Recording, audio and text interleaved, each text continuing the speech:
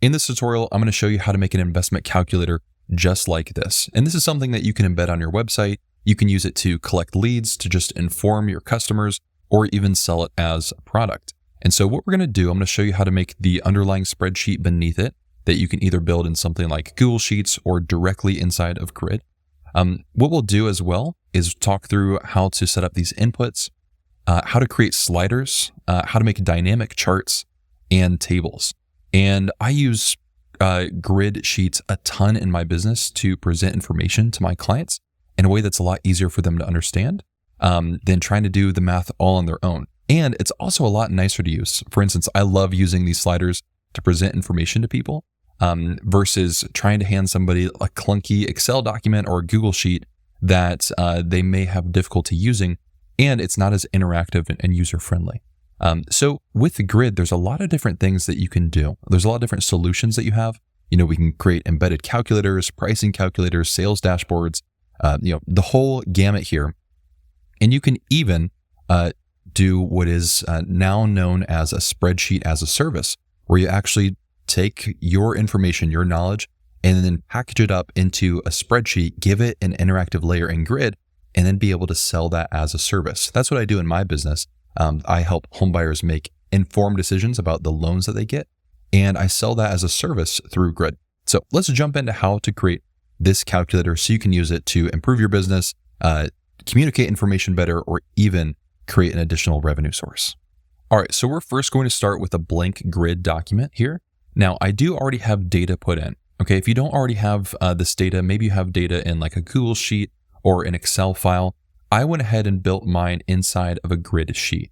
And all the data for Grid exists right here at the bottom, and we can just change the size of this if we need to. But you can see you can also add extra data sources here. So if I wanted to, I could add in a Google Sheet. Maybe you already have some sort of calculator built out in there. I went ahead and created a simple investment calculator right inside of Grid Sheets. So I don't have to go to another application. It's all right in one spot. Okay, so I'll show you really quickly some of the data that I put in for this investment calculator. Right here is just where I'm collecting the user inputs. So these are things like the starting amount, the investment length, rate of return, and the monthly contribution here. Over here on the right, this is just all the calculations for the monthly contributions and interest this investment would earn. And then over here, again, I have a monthly chart and an annual chart that we'll be using for the different charts and tables that we have. Okay, over here, I just have a quick overview of the starting amount, contributions, interest gained, and end balance based on how long the investment length is. And then I'll show you some logic that we can build inside of Grid. Okay, now we're not going to go into the weeds on how to build a spreadsheet. Likely you have your own spreadsheet that solves a very specific problem for people that you work with or for yourself. What we're going to talk about is how to add the interactive layer on top of your spreadsheet. So how do we take this data and make it easier for people to use so we can embed it on our website? So what I first want to do is create a way for users to enter their own information in here. I want to create inputs. So we can do this in a couple different ways. We can press the plus icon and look through here. We can do this for inputs. You can browse through and see what's in here. But what I like to use are the slash commands. And this is going to help you create your documents faster. By just typing slash, this menu comes up, and I can actually use this to search for different things inside of Grid. So what I want is a layout element. And this is what allows us to create a 2-column layout. If I wanted to make 3 columns, I could just press the plus icon here, but I just want 2 columns right now. So my goal is on the left-hand side, I'm going to have inputs. On the right-hand side, I'll have outputs, just for our very simple investment calculator. Okay. Now, something that I want to do really quickly is I want to add in a heading. So a quick way to do that is I can just press the pound symbol. All right. I think I'm going to make a heading 2. I'm just going to call this investment calculator. That way people know exactly what they're getting into before they start using it. So let's first start with an input. I'm going to type slash again and start typing input. So I want an input field. So once we have our input field, we then need to start assigning what cell is this affecting. So that's what the target cell is here. So for the target cell, I want it to be C2, $20,000. So this input field is going to directly affect that. Now we can also add a label to it so people know what are they actually changing, what are they changing the value of. So we can either type in, I can type starting amount, or if I want this field to be dynamic, I can just click the cell here. And this works exactly the same if our underlying spreadsheet was built in something like Google Sheets or Excel. It would be displayed right down here and work exactly the same. So we have our starting amount. Now, if we scroll down a little bit, we have a few options. I want to make our width large. That way they can put in larger amounts if they want to without it being cut off. Another thing that I want to do in our data options is I want to set some of the validation of this data. Now, you can obviously do things like this in Google Sheets or Microsoft Excel. And when you hand somebody a spreadsheet, it's going to have some data validation. But sometimes it can be frustrating for a lot of people when they keep getting a prompt saying they can't enter certain amounts. So what we want to do in Grid, and what makes Grid really nice with this interactive layer, is we can define exactly what values users are going to put into our spreadsheet. So for a minimum, I'm going to say 0. I don't want people to put in negative amounts. That wouldn't make sense for an investment calculator. For a maximum, I'm fine with it kind of being unlimited. I don't have a maximum that we need in this. And then for the step, this is when somebody clicks up here, what's the magnitude that this changes in scale? So if we don't do anything with it, Grid's going to auto suggest what the next step will be, the next value. And I'm fine with that in this instance because it's just a starting amount. We can go up to an unlimited amount, so that's perfectly fine with me. So next, I'm going to make a new line, and I want another input field. In this input field, I want the monthly contribution in this investment calculator. So our target cell, I'm going to select here for our contribution. I'm going to make the label monthly contribution. We're going to do the exact same thing we did with the other input field. We're going to make it a large width. Minimum, I want 0. Maximum, I'm fine with unlimited. And with the step, I'm fine with auto. Okay. Now let's make another line. This is what I really like about Grid is you have slider elements. If you hand somebody a Google Sheet, they always have to type in an exact number. And I know for my clients, what's really helpful is I want them to be able to explore information in a more creative way, in a more free way. And sliders allow your users to be able to explore data in a way that they normally can't inside of a spreadsheet. Because you want them to be able to play around with the numbers, see what happens. What happens if I change this? What happens if I change that? How do things change? And sliders really encourage people to play with your spreadsheet a little bit more and play with the data a little bit more. So we'll type / and go ahead and put in slider. And for our target cell, I want to do the investment length. Okay. Same thing. We're going to add a label investment length here. I also want this to be a large width. Now for our minimum, I want a minimum investment length of 1 year. 0 years would not make sense. So I don't want someone to be able to put that in here. Also, I only built this chart to do 30 years of investment. You obviously could build out something longer, but I'm just going to cap this at 30 because if they go beyond 30, it's going to max out the information we have in our spreadsheet, and then that creates a bad user experience. Okay. Now, what you'll notice is we can slide through here, but now we start getting decimals. So this is where step really comes in handy. I only want people to select 1 year increments in this calculator. So I'm just going to put in 1. And now their only option is 1 year increments here on the slider. A max of 30, a minimum of 1, which is exactly what we want. All right, I'll make a new line and I want another slider. And this one here is going to be the rate of return. Same thing, change the target cell. I add in the label. And then on our width, I want this to be large. And let's go ahead and set up some validation. So rate of return, I don't want it to be 0. I'm maybe going to say 1. Now, I can't just put in the number 1. This is a percentage, all right? So what I need to do is change this to a decimal, 0.01. And maybe I want the max rate of return to, let's say 20%, okay? And the reason here is, if you make your scale too large, that becomes unrealistic, it's difficult to use that slider. So for instance, if the maximum, let's say we put in 1, it becomes a lot more difficult for someone to select a realistic figure in here, right?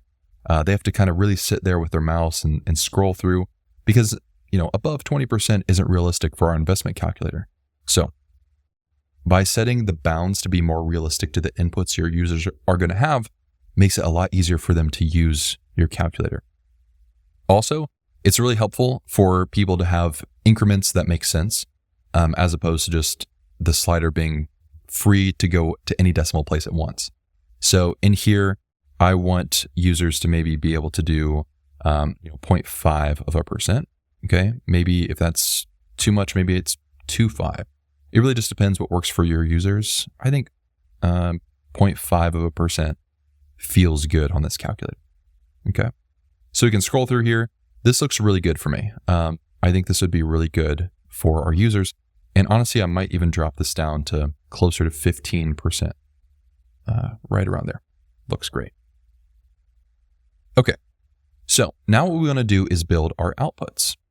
So the first thing I want is a table. And in our table, you can see I already created just a quick table inside of grid sheets, and I want to be able to display that on a table as an output. So I'm going to go ahead and select what data I want output. And then these rows here are going to be input as a row header. Okay. Now you could, if you wanted to, since this is a very small table, you could make the whole thing the data if you wanted to, and remove the row headers. It's really up to you on a table this small. However, when you get into larger tables that you want to display, it's easier to just make the numbers the data that's being shown, and then to add in these row headers here. Okay. If I had any column headers, I would add them in right here, but I don't. It's pretty self-explanatory. I don't need column headers for this specific table. All right. So the only thing I want to do here is I want to turn off alternating color. I don't like the look of that personally, but you absolutely can do that. If you wanted to as well, you could also make these sortable and searchable if you had a larger table. However, again, this is a super small table. We don't really need those features here. Next, what I want to do is I want to add in a chart. Okay, so there's several different chart options. I want just a basic line chart to be put in here. And maybe I'll remove that space. So what we want here is a little bit different than what you might see in something like Google Sheets or Excel, because we're going to use a formula to display a chart. And the reason we want to do that is because a user gets to put in the investment length here, right? And you can see it updates our table automatically, which is really nice. But we also want the chart to be able to expand and change during specific years. And the way we do that is through an offset formula. All right. So I'm going to scroll over here. This is the table that's going to display our data. So the way that, actually, let me just show you really quick. If I just put in the data of our chart here, and I scroll through all 30 years without my mouse freaking out, you can see it just looks strange, right? To a user, they see this data changing in a very weird way because the underlying data of it isn't really matching with what the investment is, okay? So what we're going to do instead is we're going to use the offset formula, and it guides us through exactly what we're putting in here. So first, I need to put in the reference. Now, instead of creating a range, we're just going to select the starting cell of our range. So it's going to be R4 right here, just the top left of our chart. So we added in our reference. Then you can offset the rows and columns. We're not going to offset. I just want this to be the true starting position here in the top left. Then what we can do is select the height and the width of this chart data. So for the height, it's going to be the investment length. So if I reference over here in our sheet, the investment length, now our chart is going to automatically grow and shrink depending on the investment length size. And then for the width, I want it to be as wide as our data, which is 3. Okay, so if I click off this for a second, now what ends up happening is if I move our slider, you can see that our chart data shrinks and grows with the investment length. This is a lot more user-friendly for people to be able to see this information and to be able to want to explore this data in a more interesting way than you really can in like other spreadsheet software.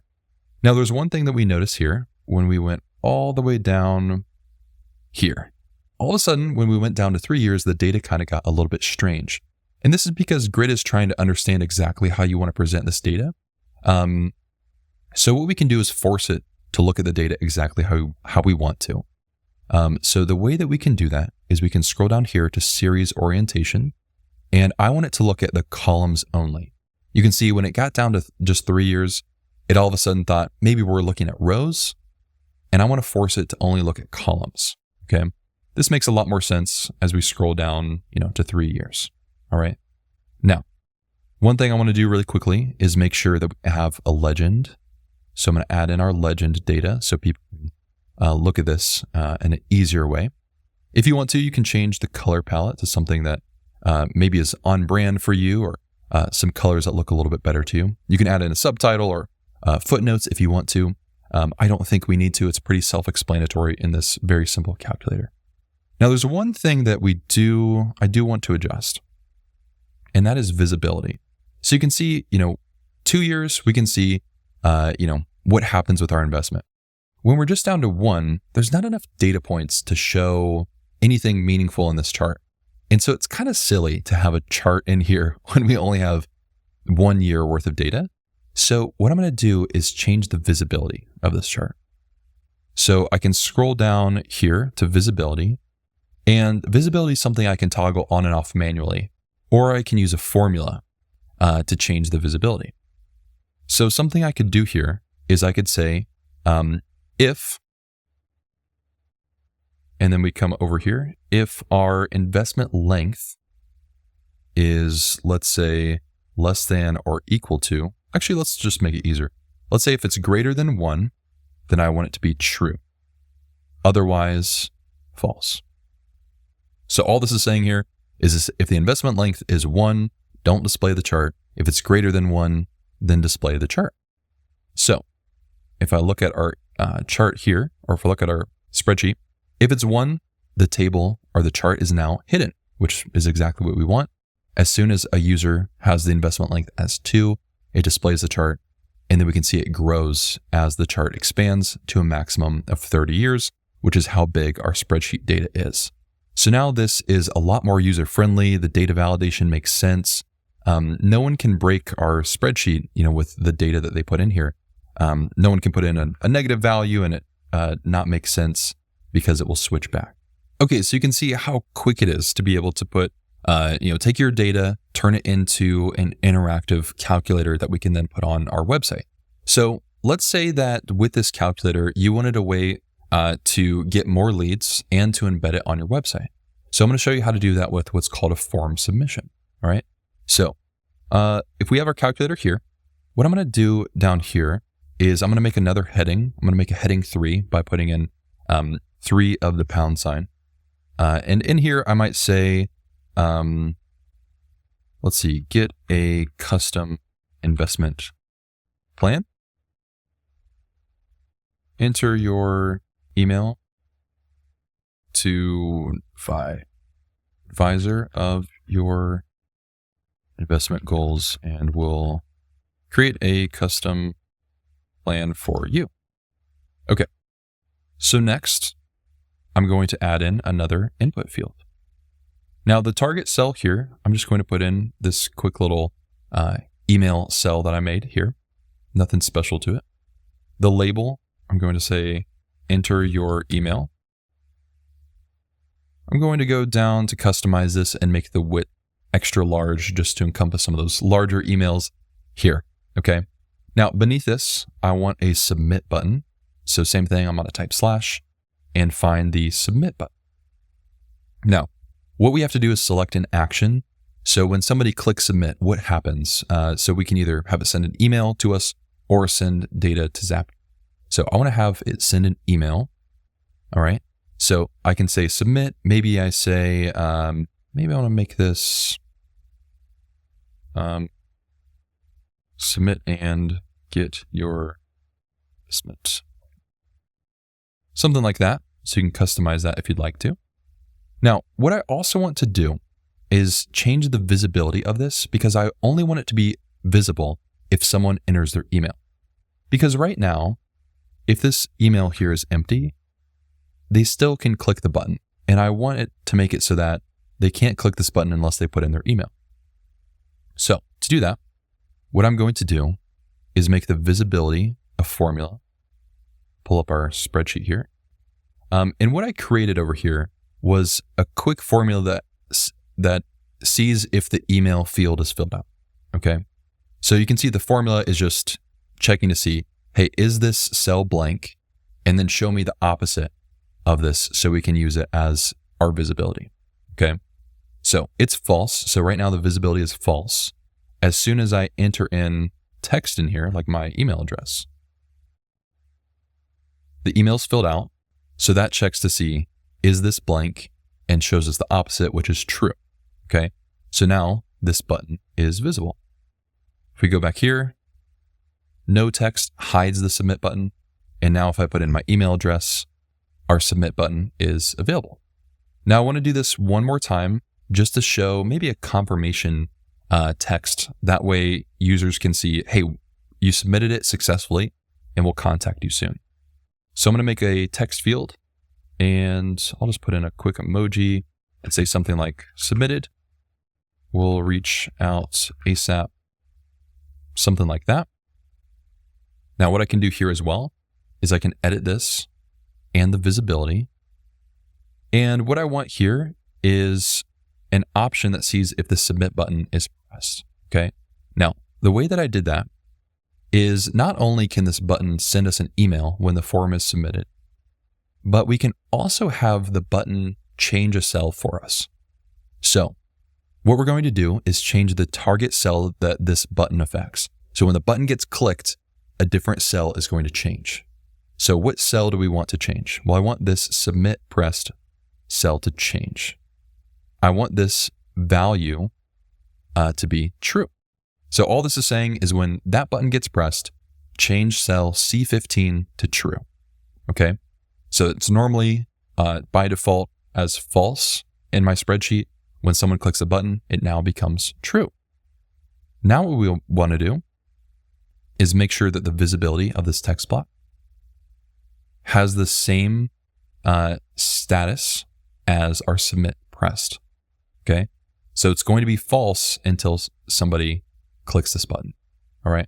So let's take a look at this in action. If we have our spreadsheet here, someone can go through and they can, maybe they come in and they say they're starting with, let's say $100,000 and they're going to do a monthly contribution of, let's say $2,000. They want to look at 15 years as the time horizon with a rate of return of, let's say 6%. And they're like, this looks great. I can see how much money I put in, my contributions. You know, they're looking over this period of time. They want their own custom investment plan. So they put in their email address. Great. Now they see the submit button. As soon as they click submit, they'll now see submitted. We'll reach out as soon as possible. Now, I'll show you how to embed this into a website here in just a second. But first, I want to show you that the email that we get when someone submits this form. So what ends up happening is you get an email from Grid that shows you the data inputs and also a PDF of what the user is seeing. So what's great about this is I can see exactly the inputs that we put in here. And this is really great for inbound leads because you can see exactly what your clients were taking a look at. That way I could, see the email. Maybe if I ask for a phone number or ask for other details, it would be in here as well. So what I could really easily do here is email back this person and say, hey, I saw you're looking at, investing for 15 years. You're expecting a 6%. Let me tell you a little bit more about how we can help you achieve that in this market or whatever you do. So you get this PDF here that you can share with clients if you want to, or use it as a jumping off point for leads. Now, what I want to do from here is I want to embed this on my website, and it's super easy to do this. So what I'm going to do is click embed up here and enable embedding. So I have an embed link and an embed code. So an embed link would be useful if we were embedding this in something like Notion or Medium. So that could be helpful there. I want to embed this on my company website. So there are a couple options to do so. I do want to scale this embed to fit the screen. I want it to fit the content's full width. And I also want to embed this in the original state of the document, meaning what the data is in the underlying grid sheet. Okay. So one thing before I copy this embed is you probably want to set domain access, especially if you're using this if you're like selling any of these spreadsheets as a service, or if you're looking at, keeping this, it's like proprietary in some way to your company, and you don't want other people to be able to look at your source code, copy the embed, and put it on their website. If you don't want someone else to be able to use your spreadsheet on their website, set the domain access so only your domain can use it. So I'm just going to put in my website address. So what this does is it would make it so that no one can copy my embed code from my website and then go put it on their website. All right. So I'm going to add this domain. So it's a whitelisted. I'm going to copy the embed code. Now, I use Webflow. You might use any other website development tool, and it will work in that. All you need to be able to do is pull up some way to put in an embed code into your web page. So all I have to do is paste this in. On this web page, I just added in just some really quick margins around, so nothing crazy. I'm going to go ahead and publish this to my domain. And it's going to take us just a second here. So while it's doing that, something you can do is you can still add, a footer below here. You can add a header on top. You could even write a whole article and put in an embed code to your calculator for somebody to use it. Maybe you're writing an article on investing and you want to put in a quick investment calculator in a really easy way in the middle of your article that somebody could fill out a form and get connected with somebody on your team. That's a great way to do that. So I'll go ahead and open up my website here.